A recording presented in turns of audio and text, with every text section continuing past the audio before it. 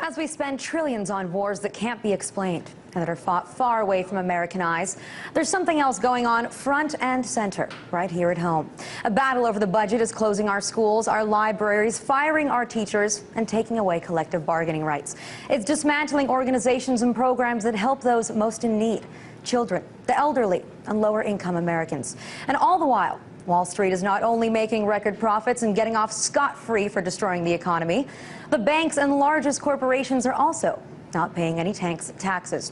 Think Bank of America, ExxonMobil, and GE. So today, protesters gathered in Union Square in New York City in front of the Bank of America branch to resist. Joining me from our studio in New York today is Chris Hedges, Pulitzer Prize-winning journalist and senior fellow at the Nation Institute, who also spoke at today's protest in New York. Chris, thanks so much for joining us today. Well, for starters, let's go with today's events. Please tell me why you decided to take part in this protest and why you went after just Bank of America for now. Well, you need to pick your targets. Bank of America is hardly the only corporation. General Electric, as you mentioned, is another that didn't pay any taxes. Bank of America hasn't paid them for 3 years now. Look, the normal mechanisms, the traditional mechanisms by which incremental or piecemeal reform is made possible in this country are broken.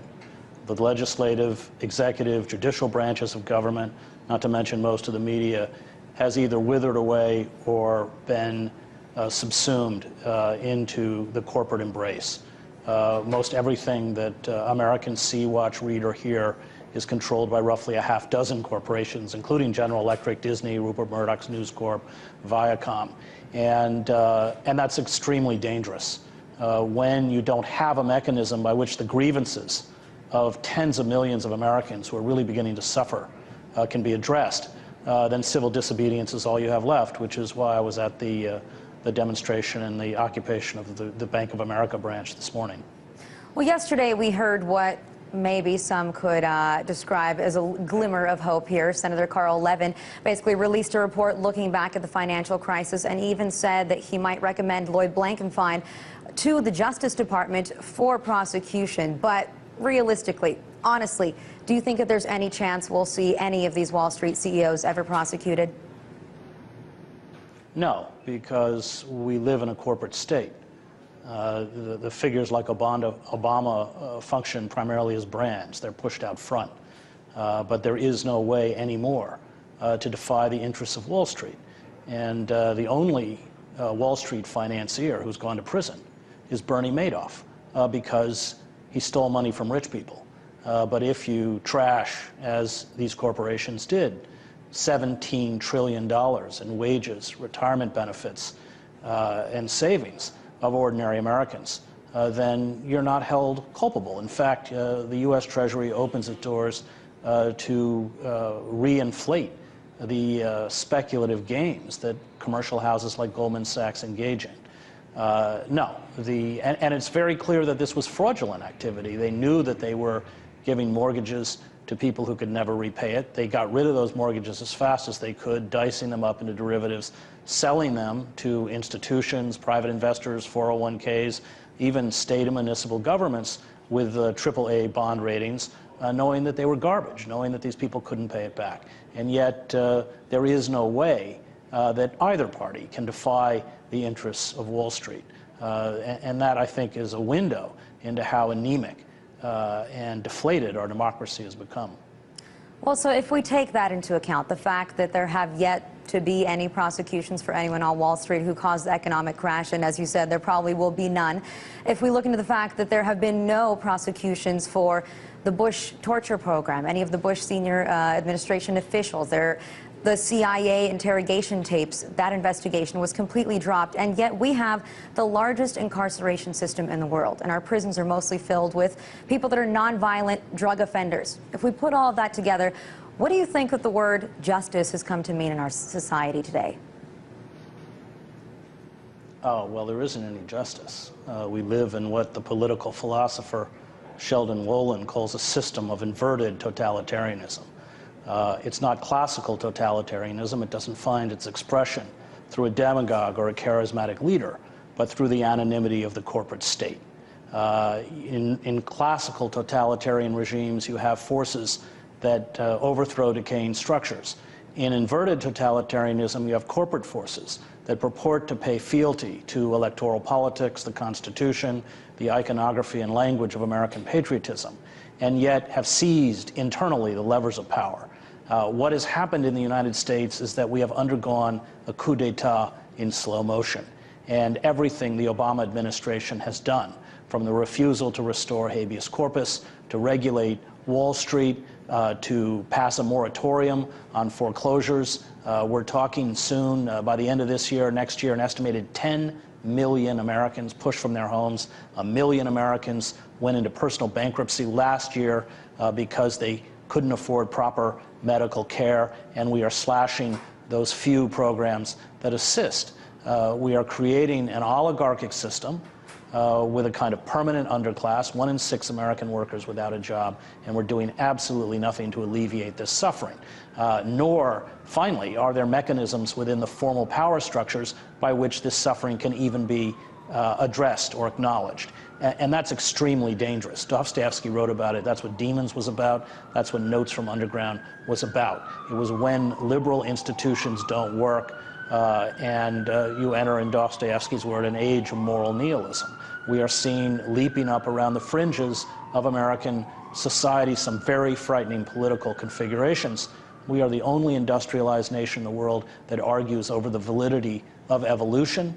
We have 50 incoming members of the House, new members, all of whom said climate change doesn't exist. I mean, this is really terrifying when you couple this kind of ignorance and even magical thinking with the military arsenal at the disposal of a superpower.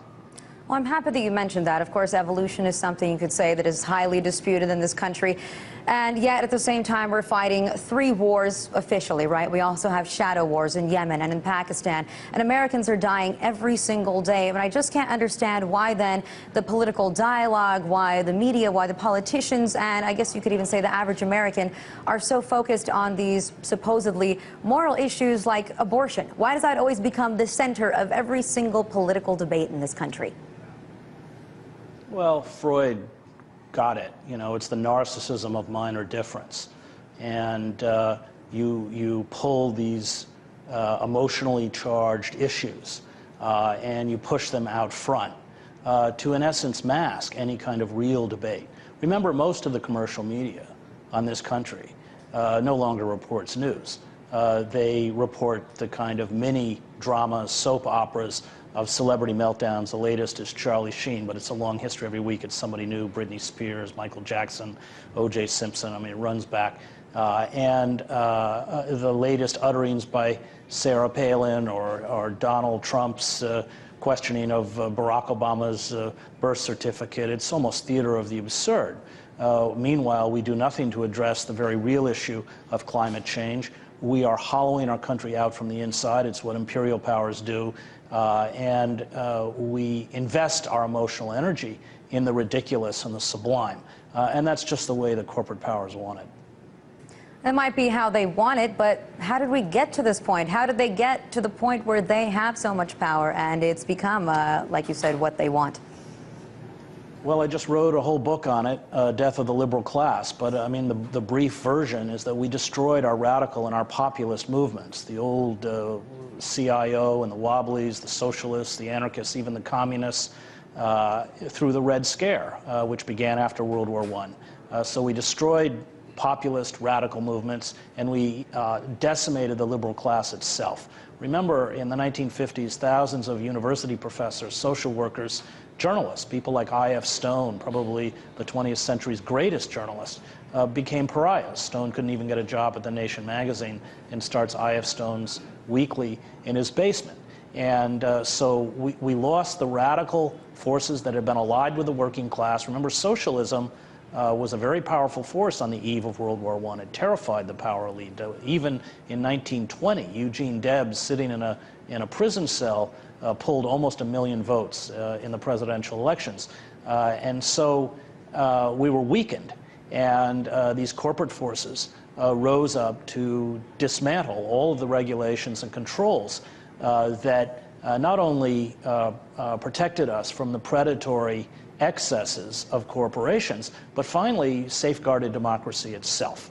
And it was a long process, one that probably began in the 1970s when we shifted, in the words of the Harvard historian Charles Mayer, from an empire of production to an empire of consumption, accelerated by Ronald Reagan, but then Clinton as well, NAFTA, deregulation of the banking system under Clinton, destruction of welfare, and I think over this roughly 30-year period, we have seen the citizenry in this country utterly disempowered. It doesn't matter what we want. Nobody wanted the first bailout bill. Constituent calls were 100 to 1 against that $700 billion bailout, and it passes anyway. Nobody supports the FISA Reform Act, which retroactively made legal what was illegal under our Constitution, the warrantless wiretapping and eavesdropping on tens of millions of Americans, but it passes anyway because the telecommunications companies that had illegally turned over these records to the government wanted to be protected and got it passed. The so-called health care bill, 2,000 pages, all of it written by health care lobbyists. It becomes the equivalent of the bank bailout bill, $400 billion in subsidies to a for-profit health care industry. And now we're watching the Obama administration grant exemptions because these corporations don't want to insure chronically ill children. Issue after issue after issue. The rights, the needs of citizens are ignored for corporations. And we're now at the tail end of this roughly 30-year period. And I think the American public is beginning to see how utterly disempowered they are. The tragedy is that the liberal class or self-identified liberals like Obama continue to speak in that feel your pain language. And this is really angering, and rightly angering, working men and women. And so the backlash is a right-wing backlash directed not only against government, but finally against liberals themselves. And unfortunately, the liberal values that they should have defended, but that they don't. Now, Chris, you say that civil disobedience is the only tool that we have left. And while you say that people are starting to get angry, they're starting to realize that they have no power left, that nobody really is listening to their voice. If we look at the protests, even the protests in New York today, they're important, but the numbers, they're small. You know, they're really minuscule. So what is it that's going to make people come out into the streets in the hundreds of thousands, in the millions? You can never tell. I mean, remember in Egypt, I was based in Egypt for the New York Times. This was a process of years and years and years. What is it that triggers a massive reaction? I've covered, for instance, the street protests in Belgrade. I covered the fall of East Germany. I remember on the afternoon of November 9th, 1989, I was with the leaders of the anti-communist rebellion in East Germany, in Leipzig, and they said, well, maybe within a year or two there'll be free passage back and forth between the Berlin Wall. Within a few hours, the Berlin Wall didn't exist. I covered the first Intifada, the Palestinian uprising. We knew the tinder was there, we knew the rage was there, we knew the abuses by the Israeli government were there. Yet who could have predicted that what ignited it was an Israeli military vehicle plowing into a van full of Palestinian day workers, killing 7 of them, and suddenly riots break out in the Gaza refugee camp of Jabalia. You never know, as a reporter. The tinder is here. What triggers it will probably be fairly innocuous. But my fear is that if those of us who care about an open society and care about protecting democracy don't begin to carry out acts of civil disobedience, this rage could be hijacked, already is being hijacked, by these proto-fascist movements gathered around the Tea Party that speak in the language of violence and bigotry, that celebrate the gun culture, that demonize Muslims, undocumented workers, homosexuals. Look, I watch these kind of movements grow in the breakdown of Yugoslavia, and I don't take this rhetoric lightly. Well, Chris, I want to thank you very much for joining us tonight. Really, it's been a pleasure having you on our show, and I really do hope that Americans start waking up, that we don't see any more of these movements hijacked, and that perhaps, maybe, someday, in some way, we can still hope for some change in our system in the future. Thank you so much. Thank you.